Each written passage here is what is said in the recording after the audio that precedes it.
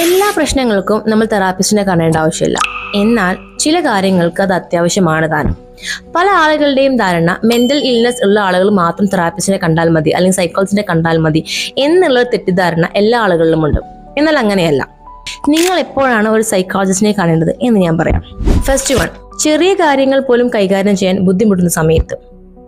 Second one, ഒരേ കാര്യം തന്നെ വീണ്ടും വീണ്ടും വീണ്ടും ഓവർ തിങ്ക് ചെയ്യുന്ന സമയത്ത്. തേർഡ് വൺ, എന്താണ് നിങ്ങളുടെ പ്രശ്നമെന്ന് മനസ്സിലാകാതെ മനസ്സ് തളരുന്ന സമയത്ത്. ഫോർത്ത് വൺ, പുറമേ നിങ്ങൾ ചിരിക്കുന്നുണ്ടെങ്കിലും ഉള്ളിൽ തകർന്നിരിക്കുന്ന സമയത്ത്.